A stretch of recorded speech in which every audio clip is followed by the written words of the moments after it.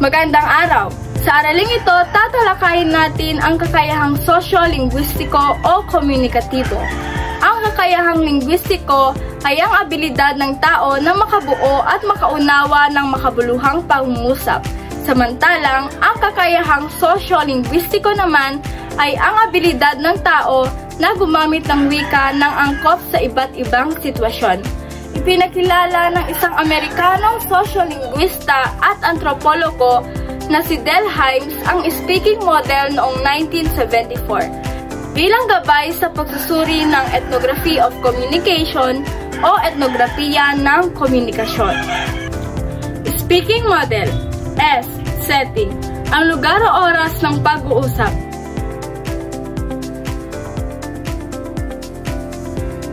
P. Participants. Sinong mga nag-uusap? Halimbawa, guro at estudyante, magkaibigan, magulang at anak. Ang kausap ay nakaaapekto sa paraan ng pagsasalita.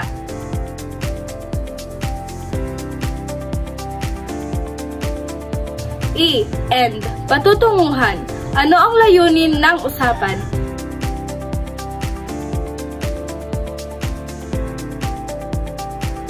A. Act sequence. Ang daloy ng usapan. Paano nagsimula, nagpatuloy at natapos ang komunikasyon.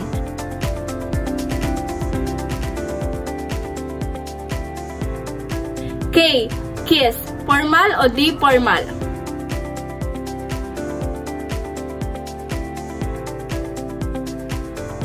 I. Instrumentalities. Anong paraan ang ginamit? Pasalita ba, pasulat o online message?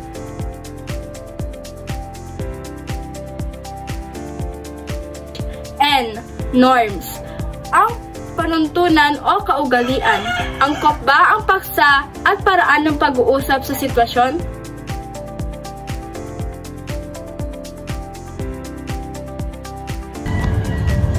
At ang panghuli ay ang G. Genre. Ito ang uri ng usapan.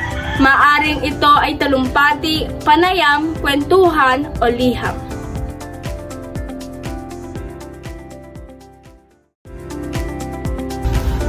Sa kabuuan, ang kakayahang sosyo-linguistiko ay tumutulong sa atin na maging mapanuri at magalang sa ating paggamit ng wika.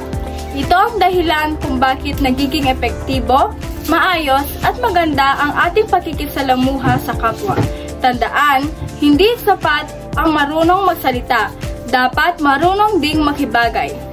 Kaya sa susunod na makikipag-usap ka, isipin sino ang kausap ko, ano ang sitwasyon at paano ko ipapahayag ang sarili ko ng maayos. Salamat sa panonood. Tandaan, maging mahusay, magalang at angkop sa paggamit ng wika saan ka man naroroon. Ang wika ay tulay ng pag-unawa, hindi pader ng pagkakaiba.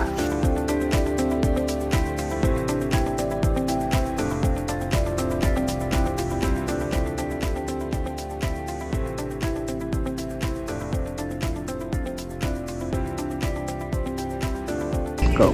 Magandang araw sa inyong lahat.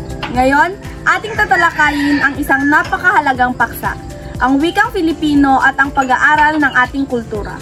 Ayon sa pilosopong Ingles at edukador na si Alfred North Whitehead, ang wika ay kabuuan ng kaisipan ng lipunang lumikha nito.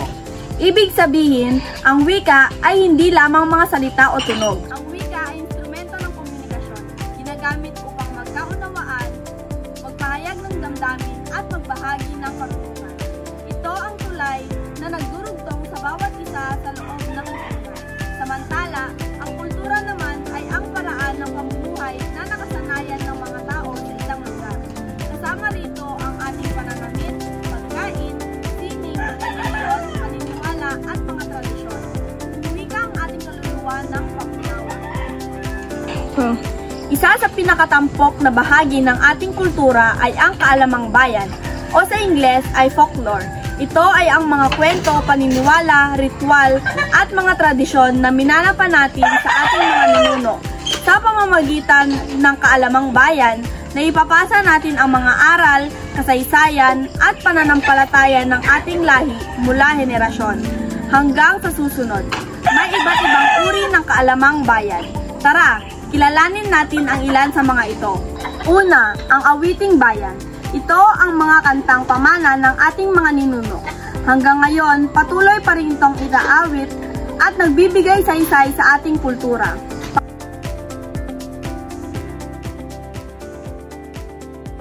Pangalawa, kundiman. Awitin ng pag-ibig na malungkot at mabagal. Karaniwang nagpapahayag ng tapat, ngunit mapait na pag-ibig.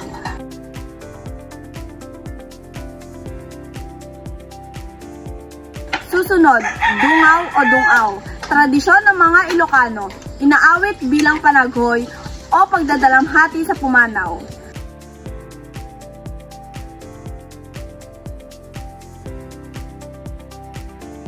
Oyayi o hele, mga awit pampatulog sa mga bata na naglalaman ng mga aral, bilin ng magulang.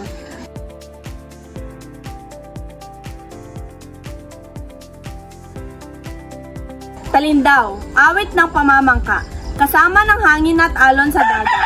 Nagpapakita ito ng kabuhayan ng mga mangingisda.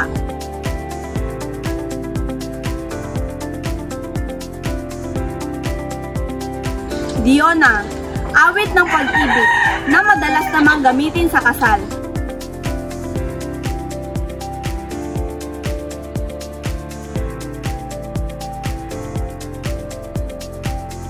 Ang mga awiting ito ay nagpapakita ng emosyon, damdamin at gawin ng bawat Pilipino mula sa pag-ibig, pagdadalamhati hanggang sa pakikibaka sa araw-araw na buhay. Bukod sa mga awit, mayroon din tayong mga kwentong bayan o panitikan na bahagi ng ating kaalamang bayan. Una, alamat. Ito ay pasalitang panitikan na nagpapaliwanag ng pinagmulan ng mga bagay, lugar o pangalan at karaniwang naglalaman ng aral sa buhay.